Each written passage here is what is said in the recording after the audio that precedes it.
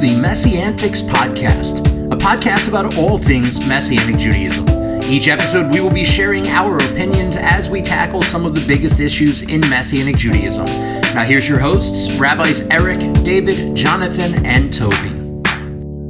Hey everybody, and welcome to this week's episode of MessianTics. This is Rabbi Jonathan. I'm joined today by Rabbis Eric, David, and Toby. We are decided today would be a follow-up to our more recent episode on addressing the problem of not including Gentiles in the actions, the worship, the life of the Messianic congregation. So since we've come with the problem, we decided that we would do our best to help come up with some solutions. For those of you who may be wondering, well, how should we, in a proactive way, include Messianic Gentiles in, one, they don't feel as second-class citizens, and two, so that they are actively themselves able to grow spiritually and raise not only themselves up in the congregation, but that they're able to raise their children, and hopefully, obviously, grandchildren would be the ideal as well. So what are some ideas that y'all have of how to include Gentiles in the practices? This is Rabbi Toby. So, in my experience, over 20 years, I've gone to 3 Messianic congregations, and the stance was the same when it came to Gentile inclusion. It was all good. So, my first congregation, it was healthy. In my second congregation, healthy, and I'm currently at CMC, and of course I know Rabbi David very well, and one of the things that really connected me and Rabbi David was not only does Rabbi David believe that Gentiles should be included, but he's very outspoken about it, and he's very passionate about it, and he not only sees it as something that can happen and should happen. It can happen. It's something that should happen. For a Messianic congregation to grow and be effective. I think it begins ultimately with proper theology. For instance, there's so many. It's like a kid in a candy store type thing. It's like I don't know really where to start. But what I can tell you is I'll just start with my experience. When I first got to a Messianic congregation, and the liturgy was overwhelming me in such a level that I've never, sometimes I wish that I could go back to the first time I ever heard liturgy, because that experience was unforgettable, what that did in my soul, Yeah, and you mean overwhelming in a positive way. In a positive way, right. I was overwhelmed. I'm sorry, yeah. Overwhelmed. I couldn't stop. Like, I heard the Shema, and I was like, why? I don't know what's being said, but why am I trying to keep from crying type thing? And I've never had that experience ever in a place of worship to that degree. I saw the talit. I saw men wearing talits, and it was like the most beautiful thing I ever saw, and I didn't understand it. So I started to read, and I started to learn, and I started to speak to people in the congregation, and then and of course I'm listening to the rabbi and stuff, and then I start to pray. I said, Lord, I'd like to wear a talit. I'd like to participate more in the liturgy. So I took a siddur home. I of course, studied the scripture about the talit.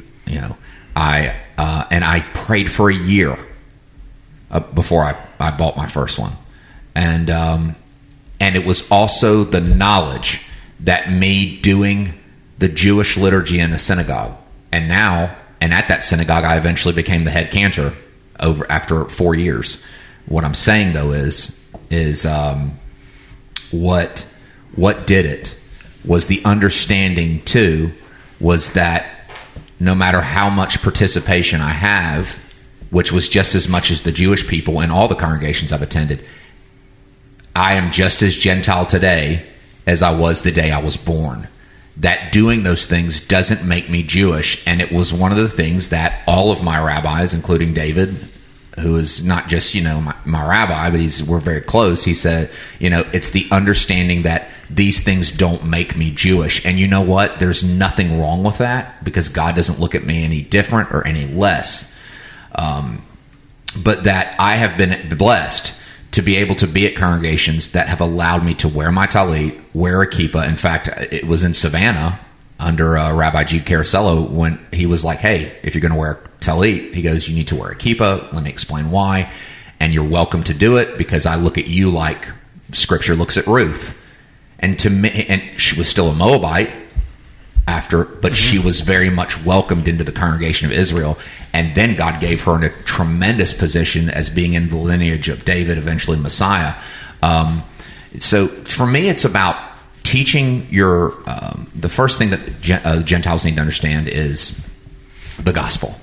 And then they need to understand in a messianic setting. And then I think they need to understand healthy theology and teaching that these things, you're not going to come in and just grab a talit and, just start wearing it without understanding. And then you can't also have your Gentiles at your congregation walking around telling people that they're Jewish, because that's wrong. Mm-hmm. So, and that's kind of as far as I am. I'm sure some other things will come as you guys get to talking, but that's one way. Yeah. So I want to say two things real quick. First, I want to go back to you mentioning Ruth and the beauty of Ruth isn't just in the fact that she was included in the nation of Israel and involved in and so on, but the real beauty, especially what could be or should be an encouragement for the Messianic movement, is that Ruth was a Gentile whom God used to build up the house of Israel, which is ultimately the call of Romans 11, that the nations would drive the Jew to jealousy for their God, for their Messiah, right? This idea of being used to build up the house of Israel. So I just want to make that note. I think that you hit on something, whether that was the direction your brain was even going or not. And she did that from within Israel, not as an outsider. Sorry. And then the second thing I want to say is we were at a conference recently, Rabbi Eric and I were at a conference recently where one of the rabbis was speaking, and he was... the reason we do these episodes like this is because there's this active, continual, cycling discussion in Messianic Judaism about the inclusions, the distinctions, and so on and so forth, and how that should look. And this one rabbi was like, hey, I think that Gentiles shouldn't wear a talit and shouldn't do this and shouldn't do that and whatever. But he goes, because look, if I went to and this was his example. He says, because if I went to a Korean church, and I would be welcome to come and visit, to come and sit and observe and watch, but I wouldn't be invited to fully participate because it's a Korean church and I'm not Korean and I'm not a Korean Christian. I'm not a part of. And I went, no, but here's the problem with that as your example, is if I, as a general white guy, as a Jewish person, were to go to that same Korean church, and I was willing to invest the time and the energy into learning Korean, into learning how they do things, into learning their music, into learning how everything is done with respect and reverence there, I could still then participate. Once I put in the time and the energy to participate in the way they do things, I would have ability to participate. And guess what? I'd still be that white guy, that random white guy that's there. Like, that doesn't change, right? And the same is true in a Messianic synagogue. I believe wholeheartedly that when a Gentile comes into a Messianic... Now look, point blank statement, there are a lot of Gentiles that are going to come from the church into a Messianic synagogue. They're looking for the Jewish roots, the Moedim, they're whatever. They got all these high and novel reasons why they're there. And there's a lot of people that will come in, Gentile believers that will come in. They're there for 3 months, 6 months, maybe a year, and then they're out to the next fad. Like it's not who they are. It's not a part of their life. It's not for that period they came in, they heard, and my favorite is I've had quite a few, and I'm sure you guys have it, Bradam, too. I've had quite a few that came in. I just wanted to come in and learn what I could learn in this period so I could take it back to my church. And That's not how that's not what we're here for. That's not what we're doing, right? So, but you've got people like Rabbi Toby, like Rabbi Jonathan, like a significant number of people in our own congregations that this is their life. This is who they are. They've sold out for Messianic Judaism. And if they're willing to come in and invest it, I'm not saying that the second week you attend a Messianic synagogue, you should throw on a talit because that's what everybody else is doing. Right. Nope. But if you're willing to invest the time and the energy to learn how to do the right things, to learn how to do it with reverence and with respect, to participate the right way, I'm all for it. And I think that the beauty of it is what makes that possible as you said, it's teaching, it's discipleship, it's investing in instruction. And when you do so, you can do so in a way that helps maintain that, yes, Jews are still Jews, Gentiles are still Gentiles, but together we're also something other. We're something new as that one new man. Does it make sense? Yeah, and it really does come down to education. And in most cases, education drives out fear. Mm-hmm. When you're afraid of something, you tend to reject it or stay away from it or whatever. In the case of this, there is a real fear in some of the Messianic Jewish community that if we allow non-Jewish people to participate in Jewish things, that either the Jewish community will look at us as something less than we are, or the Gentiles who are within our community will start thinking they're Jewish, or whatever the fears are. But the reality is, if we teach people how to do things the right way and the right truths, like Rabbi Toby said earlier, his wearing a talit didn't make him Jewish. His learning to do liturgy didn't make him Jewish. His part of the worship team didn't make him Jewish. Wearing a kippah wouldn't make him Jewish. It's not changing genetics. It's changing hearts. Yes. And if we understand that and we teach that to our people, you know what? When I was young, my parents never locked up the liquor cabinet, and they didn't have to. From a very small age, and I'm not telling people this is the best way to do things. I'm just saying that my parents educated us on what alcohol was. Mm-hmm. And if we wanted from a very young age to go in the cabinet, pour ourselves a drink, and have a glass of wine or a glass of something with dinner, we did so. So I was never out in the woods with my friends drinking till I was drunk. I was never out doing that stuff because I didn't have to do it that way, because I could sit at my house alongside of my swimming pool where the mosquitoes weren't eating me, where I wasn't among snakes and all that, and drink. They taught me responsible ways with alcohol, and therefore I didn't seek other ways or learn bad ways to do it. And that's the same way in lots of aspects in our life. If we teach the proper way to wear and reason for a talit and reason for a kippah and reason we say things and when we bow when we're praying and when, and all of those things, then people know the right way and the wrong way to do it, and they're educated so they do it well, and they know who they are while they're doing it. And I would like to say that, again, to come alongside you with the talk about fear, a lot of these opinions come from fear. Absolutely. We're afraid that Gentiles are going to come and they're going to, nobody's going to know who the Jews are, and there's going to be identity confusion and cultural whatever. It's going to change the color of our movement and this, that, and the other, which I just think is really okay. But here's the thing. I want to stay on point. That fear is the problem with that is it comes from a fear, and then which isn't of the Lord. But to give you an example, like of how I've seen this in action at our congregation, we have a new member. I won't say her name. She's from Central South America. I'm trying to remember what country she's from. Sorry, it took me a second. She's from Nicaragua.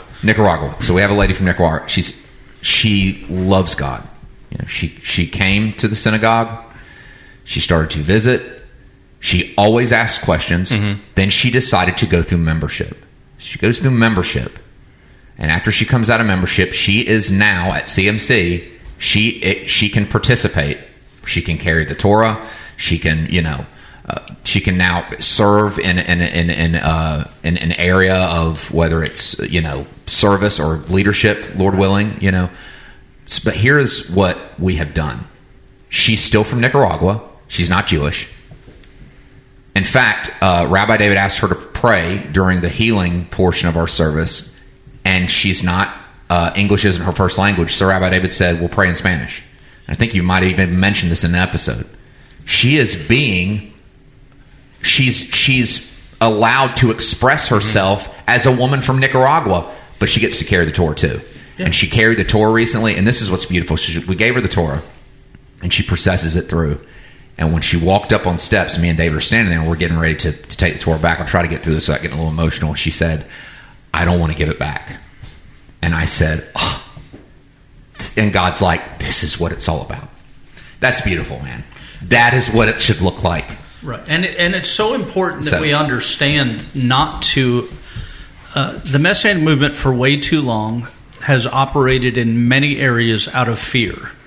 And lots of that fear comes when it comes to this Jew-Gentile thing. For instance, there are those that don't want to call non-Jewish leaders rabbi. Mm-hmm. And the reason is they're afraid that those outside the Messianic movement will complain, will look and say all we are is just a Christian movement, which will say they're just making pastors rabbis. So it's all this fear of identification from outside of the movement, instead of self-identifying and establishing who we are and being strong in what we are, mm-hmm. and saying the truth that Messianic Judaism predates Rabbinic Judaism and Christianity in the forms of all the branches that come after the apostles, mm-hmm. and so on. So if we self-identify and we self-educate, if we teach people what the Bible actually says, then we're ahead of the game. And instead of running on defense all the time, we're on an offense where we're able to go out and share and tell. And why do we do this? Why do we have Gentiles do this? Why do we have Gentiles do that? Why do we have Jews and Gentiles both doing this? Why do our Gentile children have bar and bat mitzvahs? Well, because they're placing themselves under the mitzvot. They're becoming children of the mitzvot. Well, which ones? Whichever ones apply to them. Right. It doesn't have to be they're trying to do the Jewish stuff. Mm-hmm. We want to be biblical. We want to follow and obey the Torah that's applicable to us today and to each individual depending on who they are. And they're not identifying as Israel, but they are identifying as among Israel, you know. And again, to the fear thing, I just want to say that I've, again, been to 3 Messianic synagogues over the course of 20 years. And all 3 has had, I felt, a healthy view of Gentile inclusion, which is everything is full participation, full inclusion. Let's just come out and say it. But what I'm saying is, in all 3 of those congregations, and one of them was rather large, about 300 people, not every Gentile man wore a talit.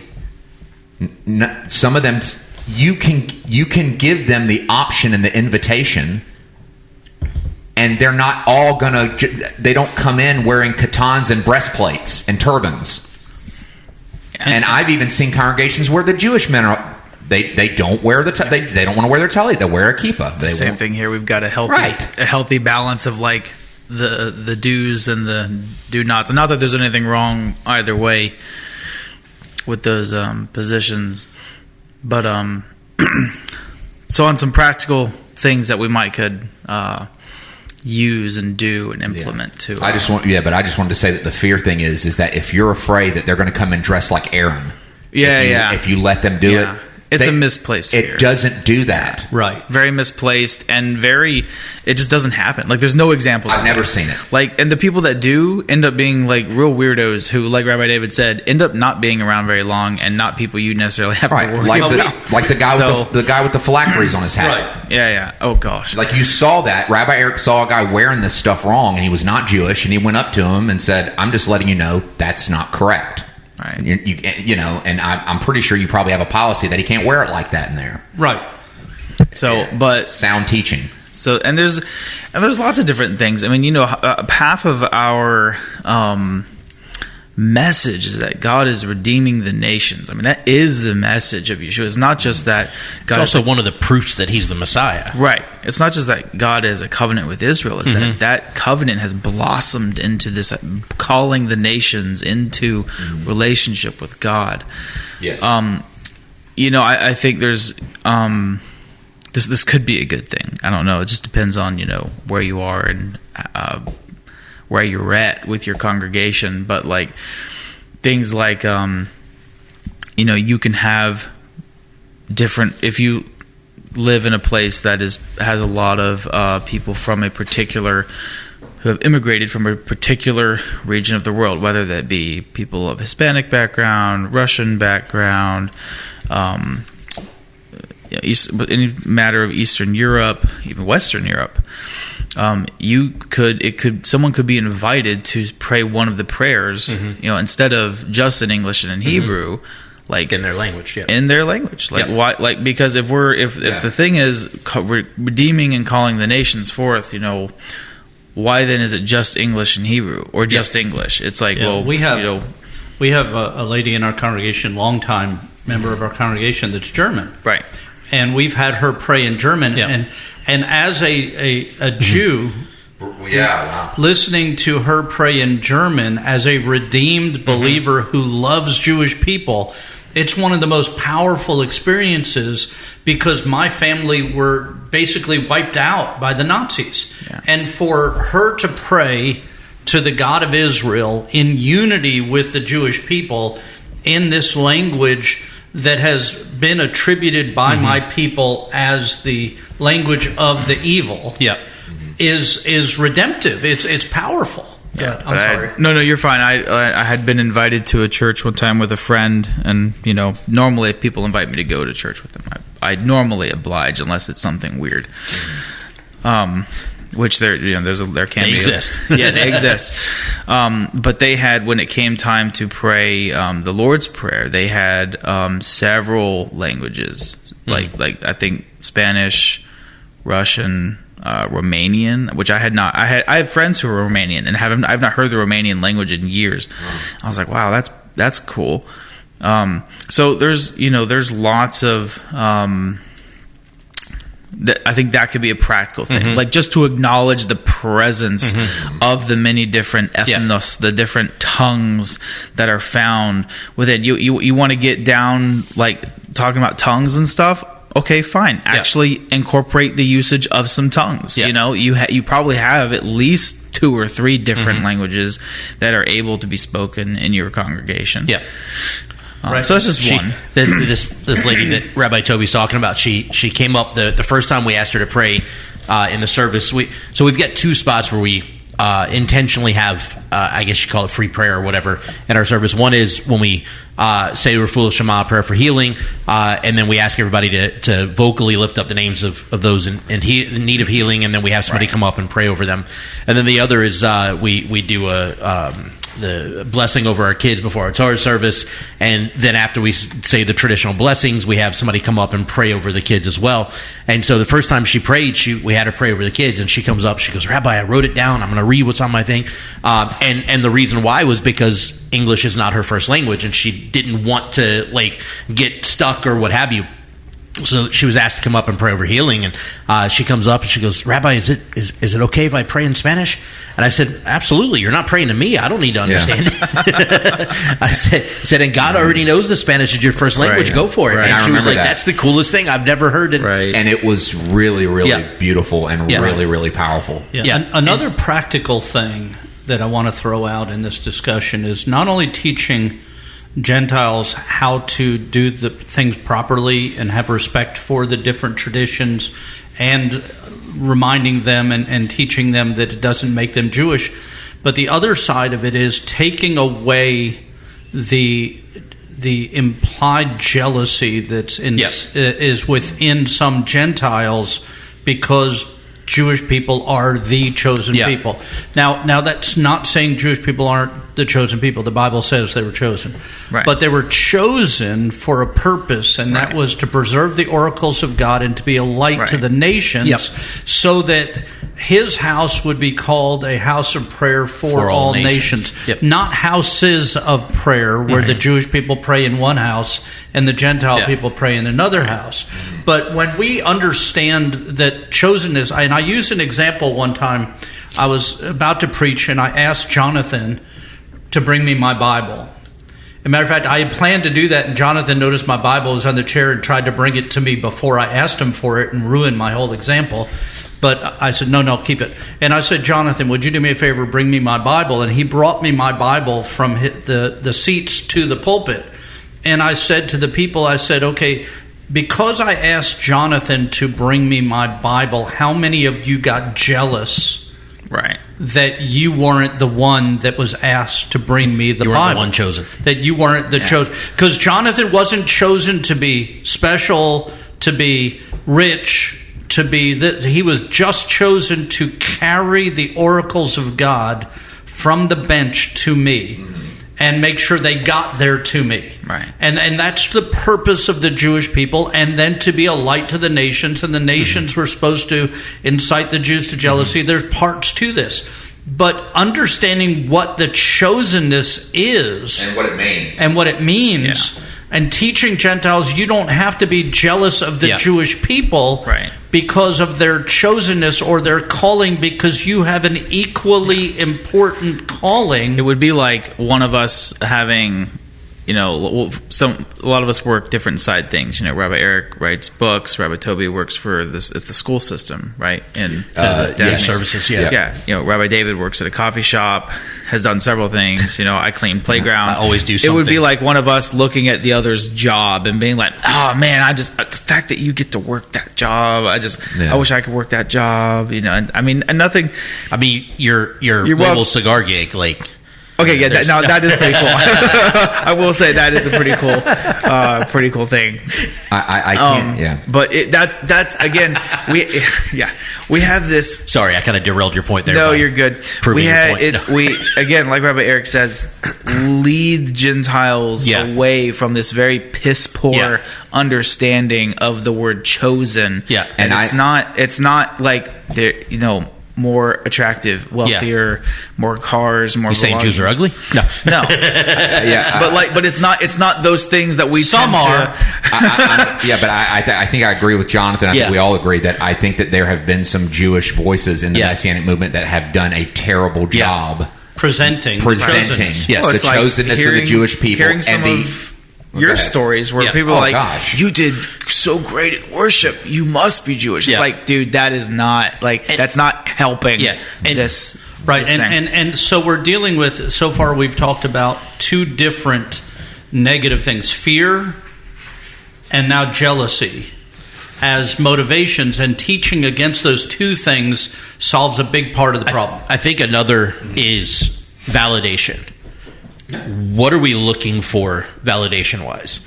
I think that's one of the core problems that we experience in Messianic Judaism is our validation should only be sought in Messiah. Yep. That should be our only need, our only validation.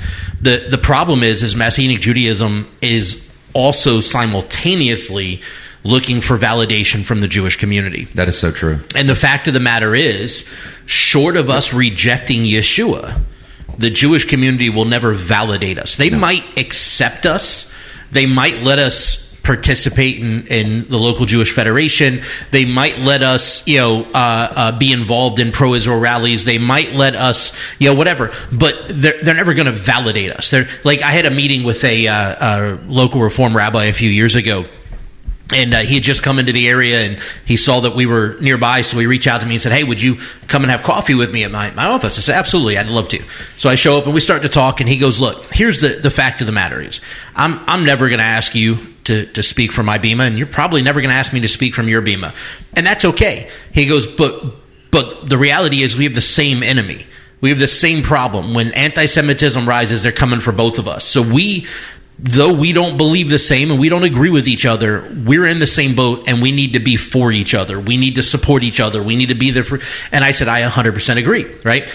That's not validation of Messianic Judaism, right? But it is a recognition that we're in the same boat when stuff pops off. And what happens is most of Messianic Judaism has spent the last 60 plus years trying to find validation from the Jewish world. And honestly, and I've talked about it before in previous episodes, there's always been this, like, undertone of identity crisis especially in the pioneer generations of Messianic Judaism. There's been this undertone of identity crisis, right? A Jewish person comes to faith in Messiah, their family disowns them, the church, tells them you're no longer Jewish, then they find Messianic Judaism, and while they're trying to live Messianic Judaism out, their family tells them, well, you're still not Jewish. The Jewish community tells them you're still not Jewish, and the church tells them, well, you're not really a good enough believer because you think being Jewish matters. And so what ends up happening is Messianic Judaism, we spend so much of our time trying to find and seek validation from the Jewish community without realizing, or at least without accepting the fact that short of rejection of Yeshua, we're never going to find that validation. Whereas I think what we should be doing is living out our faith as Messianic Judaism in a way that the Jewish world starts looking for their validation in Messiah, whom they see in us, right? We've got it backwards. And so a lot of this discussion about what are the possible inclusivities for Gentiles, right, what are the distinctions between Jews and Gentiles and Messianic, a lot of this discussion really boils down to, we don't want the Jewish world to not validate us, right? Yeah, if the traditional Jewish world sees that we have Gentiles wearing talitot, or Gentiles that are called rabbi, or Gentiles that are this or that, they're going to think we're just a wolf in sheep's clothing. Mm-hmm. But the fact of the matter is we could have a synagogue of 1,000 Jewish believers, not a single Gentile involved in it. And the fact that it's a Messianic synagogue means they're already going to think we're not really Jewish. Right. They're already going to think we're a wolf in sheep's clothing. So whether Gentiles are involved or not doesn't change what the traditional Jewish community views of us. Mm-hmm. The only thing that can is when they see Messiah in us first. And the only way that will happen is when our synagogues are truly a model of what Yeshua says and what Isaiah says the temple was supposed to be. A house of prayer for all nations. Not a house for all nations to have their own prayers, but a house of prayer for all nations. We're praying to the same God through the same Messiah, and we need to do so in the same way. And I think that carries across to the way we do things. And like I said earlier, like we've said multiple times, the answer is in education, discipleship, teaching. And if somebody's not teachable, if you have a Jewish person not teachable or a Gentile person that's not teachable, guess what? Get rid of them. Because they're not going to do you any good. If they're not teachable, they're not going to progress. Go ahead. And so when we have Gentiles come in to our congregations, we shouldn't be pushing them away because we don't want the Jewish world to think poorly of us. They already do. That's not going to change. Yeah. We should be adequately teaching and discipling people so that they can live who they are, where God has called them to be, in an authentic way, a reverent and respectful way. And when that happens, a Gentile putting a talit and a kippah on for a prayer service is not going to throw anything out of whack, because guess what? The Jewish world already thinks we're nuts. That's not going to change anything. Yeah, actually, we had the president of the local conservative synagogue come visit our synagogue a number of years ago, and we're still very good friends.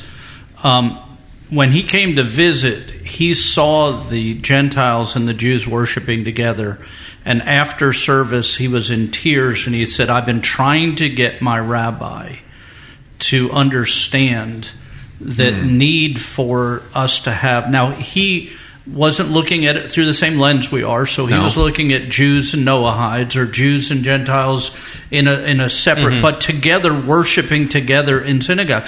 So the truth is, when a Jewish person sees a balanced congregation of Jews and Gentiles worshiping together without jealousy, without fear, without identity problems, what they see is something that's desirable for them, and they want that where they are. Right. And so, as Rabbi David was saying, if we're what we're supposed to be, when Jewish people experience what we have, it will touch their hearts, and they will have an opening towards Yeshua, a seed planted, to whatever extent that is at that moment, it's a step towards rightness. And if we don't do our thing right, they'll never see what God did, so that we would have, through Abraham, all the nations of the earth would be blessed. Right, and I think that the Bible sets, and again, it's going into talking about sound teaching to your not just, and I like how you guys made the point, Rabbi Eric, Rabbi David, is that it's not just sound teaching to your Gentiles, it's sound teaching to your Jewish people. Because I remember at my first congregation, there was a young lady who was Jewish, and she was the best thing since sliced bread because she was Jewish. and she would talk down she talked down about Gentiles, and it amazed me how long she was able to make it in the congregation. But I remember one time she came over. We were having like a dinner at a mutual friend's house. One of the families at the synagogue had, and they were Gentile, had a big like get together at their house and invited a bunch of people from the synagogue. So we were all there, and this Jewish young lady was there, and she had gotten into a conversation with this lady who hosted her at her home, who was a Gentile. And they got to talking about theology, and then they got into talking about Jews and non-Jews and being one in Messiah. And she goes, well, you have to understand, me being Jewish and you being Gentile, you have to understand something here. And she said, I'm going to stop you right there. This Gentile lady said to the Jewish lady, she goes, I'm going to stop you right there. She goes, you're not going to come into my home and cheapen the blood of Yeshua over me and my family. You're not going to do it. And again, we're talking about practical, but that you have to teach your Jewish congregants and your Gentile congregants, because what not allowing Gentiles to be included, it births those kinds of problems. And again, we're talking about being practical here. It is that kind of thing. And I remember when she told me, she said it out, because I'm a Gentile. I was like, yes, thank God. I mean, that's kind of the stuff that you need to, the dangers of what happens when Jewish believers idolize their identity over the gospel, over who they are in Messiah, right? So another practical thing is, it's not just we need to get these Gentiles in here and teach them right. You need to be teaching your Jewish people what their chosenness means, and the dangers of identity idolatry. Right? So that's just another thing. So again, I know a lot of what we talked about is about sound teaching. And because all four of us at this table believe that Gentiles should have the invitation should be extended to all Gentile members of your congregation to participate in everything up to leadership. Right. And I can't get into the slippery slope of, let's say you have two people that are up for your worship leader position. Because again, we're talking about practical things. I don't want to rant, but let's look at something practical. Let's look at the disastrous potential results of this. We need to allow Gentiles can come in and spectate, and that should be enough. But leadership and chazanim and all these things should be reserved for Jewish people. Let me explain the problem. So let's say you have a worship leader opening position, and you have a candidate that's Jewish, and you have a candidate that's Gentile, okay? And they're both really good or whatever. Well, you believe that only Jewish people should be worship leaders in chazanim, so you give the position to the Jewish person, when maybe God wanted the Gentile person. Maybe the Jewish person, maybe that person's just showing up on Shabbat and then going and living how they want during the week, or they have some secret sin life or something. They might be having a secret affair or something like that. And you skipped over a person that's actually living righteously, and you chose the other person because they're Jewish. Do you understand the dangers of that? When you propagate the belief that leadership positions should be reserved for Jewish people, you're going to create a culture where people are going to look more at their Jewishness and not whether or not they're living sober, righteous lives that are not worldly, right? That's a very dangerous thing, because when you're looking at a worship leader, chazanim, when you're looking at who needs to be cleaning your toilets, you need to be are they living lives that are where they are living daily trying to conform into the image of Messiah? Because being Jewish does not help you conform into the image of Messiah any more than my non-Jewishness does. It is that Holy Spirit. And to say a statement like, we should just reserve these things for the Jewish people. So you're going to create a culture where people are going to be making bad decisions, putting the wrong people in positions because, they're Jewish. I'm like, maybe God wanted that Gentile to do it because maybe they're actually doing what they're supposed to be doing in life. You know what I'm saying? That's just a very dangerous thing, Yeah. Yeah, it's interesting. We just a few weeks ago were in the Parsha that dealt with Moses. And here's Moses leading the children of Israel, nice Jewish boy. And, he's driving the people crazy. He's overworking himself. He's making the people stand in long lines to come see him so that he can make decisions about Jewish law and ritual and practice and lifestyle. And a nice Gentile guy comes along and says, hey, Moses, listen to me. You're doing this wrong. And Moses allowed that Gentile to speak, and that impacted the rest of Israel for all time. Yep. In many congregations today, in the Messianic world, that Gentile would not have been allowed to speak the Word of God into the ear of that Jewish leader because he was not Jewish. Yeah. Wow. And I think for That's true. everyone should be invited for things like the public reading of Scripture. So if you can read from the Torah scroll, then you should come and read from the Torah scroll. And let's be honest, a lot of you cheat anyway. You have a printout up there in your Torah scroll. We don't do that. No, we don't do that either. But there are people that do. No, I was at a congregation that did that. Yeah, and it's not that big a deal. I'm mostly just I'm picking at you. But I just think it should be the thing authentic. is, everyone should be invited to come read. So how do you do that? Well, you can make it where only members can read. You can still set up guardrails. If you're so fearful that something's going to happen if, God forbid, these Gentiles start reading, they're going to show up dressed like Aaron. That to keep the crazies kind of at bay, but you're still inviting people to come and read publicly and again, we're exhorted as believers, in the Brit Chadashah, we're told that to continue to commit to the public reading of Scripture. Read from the Torah, read from the Tanakh, read from the Brit Chadashah, and everyone should be invited to do that. And here's the thing, and here's where you can make it. Not that equality is something we're necessarily after here, because equality in many ways is a false god, but if you make it to where it's a membership thing, then you can have Gentiles and Jews who are all invited to read and on a reading rotation. Guess what? That also means there's going to be Gentiles and Jews who aren't able to read every week because they're not members. So, but set those things up. Have classes. You're able to vet people. You're able to teach them. Again, like we've said multiple times now, which seems to be the big key, is teach them. Obviously, there's a lot of this stuff that, again, boils down to a lot of these fears.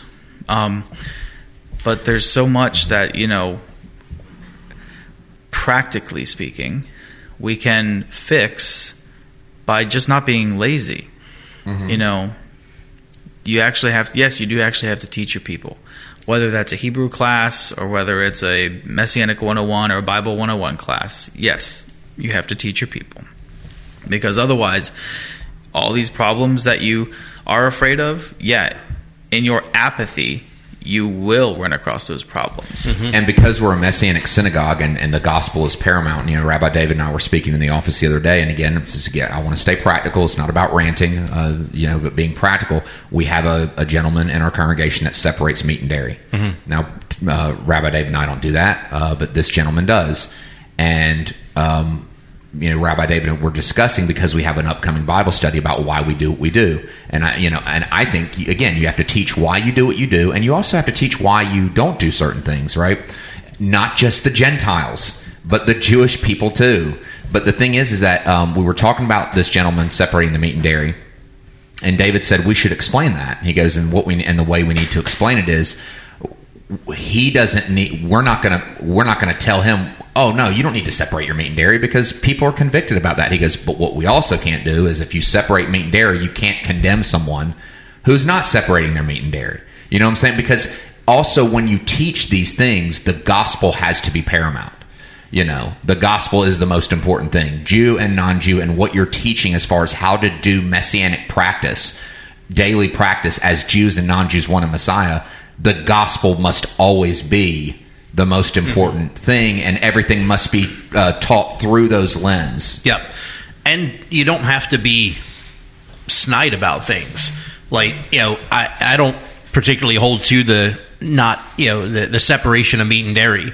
But at the same time, if I'm with somebody that does, it's a lot easier for me, who doesn't have a conviction in that area, to be gracious and eat in the way that they do, than to expect them to go against their conviction. Right? That's problematic to me, to have that attitude. Same here. I feel the same way. Yeah, and so I think it's beneficial. Now, as we're talking about solutions and examples and such for this discussion, I want to bring up, again, I talked about this in part one. We have a family in our congregation. Again, I don't want to name their name, but we have a family in our congregation, not Jewish, great family, been a part of the synagogue for a number of years now, probably 6-7 years, something like that. Absolutely phenomenal family, very involved. In fact, the husband is on our cantoral team, the wife is on our worship team, and so on and so forth. But they're not Jewish. Very reverent, very respectful. They have, he is very intentional on studying. If there's something that he sees that's done within Judaism and within our congregation that he wants to interact with, he wants to learn the why and the how before he does. Right? He's very intentional on these things, but not Jewish, very adamant about keeping Shabbat and so on and so forth. And back to the conversation of Romans 11 and driving a Jew to jealousy for his God, inciting a Jew to jealousy for his God. The reality is that they have a Jewish family that they have become really good friends with that's in their neighborhood. Rabbi Toby lives in the same neighborhood, but there's a Jewish family, Reformed Jewish family, involved in the Reformed Synagogue in Mobile that they've become very close with. And part of why they've become close is because of the cohesiveness of tradition. And the practices, like they periodically will do Erev Shabbat together. They've had Passover Seders together. They've done all these things, and what started the conversation was that the husband is a bus driver for the school system, and the little girl or the kids in this Jewish family are on his bus, and they started talking, and I forget if it was like he was out for a holiday or something, Rosh Hashanah. She was like, "Oh, you weren't on the bus yet?" He said, "Yeah, it was Rosh Hashanah." She goes, "Oh, are you Jewish?" He goes, "No, I go to the Messianic Synagogue and da-da-da." And so it struck up this conversation. Didn't say he was Jewish. Yep. Then the father goes, the father heard about it because the little girl went home and told the dad. So the dad started talking to him about it. He was like, "Yeah, I'm not Jewish, but I go to a Messianic Synagogue. This is my life. I love this." And it really struck something up in the Jewish family and in their heart. Now, I pray, and as a matter of fact, my wife and I just the other day very literally had spent some time in prayer for this. I pray that Messiah's presence in this family's life will impact this Jewish family's life in such a way that it very literally, this jealousy, this insightfulness that's occurred, inciting that's occurred, will draw them to Mashiach, that they will see in the beauty of how this Gentile family observes Jewish practice with reverence and respect and care, that it will open up a door for this family to come to know Mashiach. And this is the whole beauty of Messianic Judaism, is Jew and Gentile working together to see Jew and Gentile become disciples, right? And I think it's vital to understand that. As Rabbi Eric said earlier, Israel is called to be the protectors of the oracles of God, the carriers of the oracles of God, and to be a light to the nations, right? And the nations are called to drive the Jew to jealousy for his God. And I think it works cyclically. And I think it's beautiful that they were able to have a relationship start up, because here's this non-Jewish family observing Jewish practices within Messianic Judaism. And, to be honest, because of the fact that this family's not Jewish, it probably made it a little more palatable to have a conversation about Messianic Judaism than it would with me, because I am Jewish. And there's this immediate barrier that goes up. "Oh, well, you're not Jewish anymore. You walked away from, you're not whatever." And I've had those conversations, and I'm willing to have them when they come up. But there's something about what God is doing in this unique relationship between these two families, because this non-Jewish family in Messianic Judaism lives within the construct of the religious practices of Judaism, while recognizing that doesn't make them Jewish. And they're still fully involved, fully included, and fully devoted to the Messianic Synagogue, to Messiah, and God's using that to open up pathways and inways into the heart of this Jewish family for them to come to know Messiah. I truly believe that's what God's doing here. And my heart, my prayer is to see that come to fruition one day.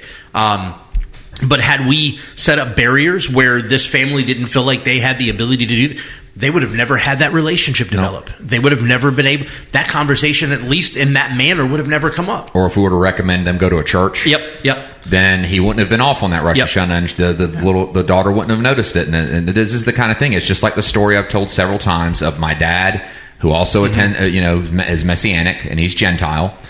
He worked out at the gym with a Jewish guy who was not Messianic. He went to like conservative or whatever. But my dad started telling him, he's like, hey, my dad's name's Ted. He goes, hey, Ted, what is this you're talking about Shabbat and stuff? I heard you saying stuff. He goes, are you Jewish? And Dad goes, no, but I attend a Messianic synagogue. And Dad starts saying, this guy had not been to his synagogue in years. And then my dad called me up because you're not going to believe this. He goes, my friend that I work out with, he's starting to wear his kippah now. He wasn't wearing it after him and my dad started talking. You want to know what I probably think happened? He probably went home and said, this Gentile is going to synagogue. This Gentile is talking about Rosh Hashanah and Passover and Pesach and all this stuff. He goes, what am I doing? I'm actually Jewish. Next thing you know, the guy starts wearing his kippah. Then he starts going to a synagogue. Now, he didn't go to the Messianic synagogue, but the point is, something was provoked in that man by my dad.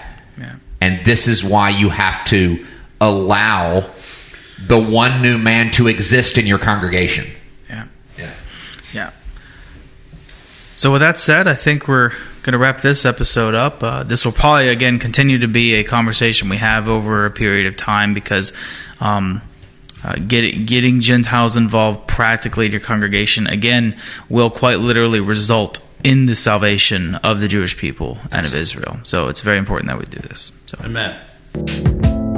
Thank you for listening to the MessianTics podcast. Make sure to subscribe so you can be notified every time we drop a new episode. And be sure to follow and interact with us on social media at MessianTics Podcast.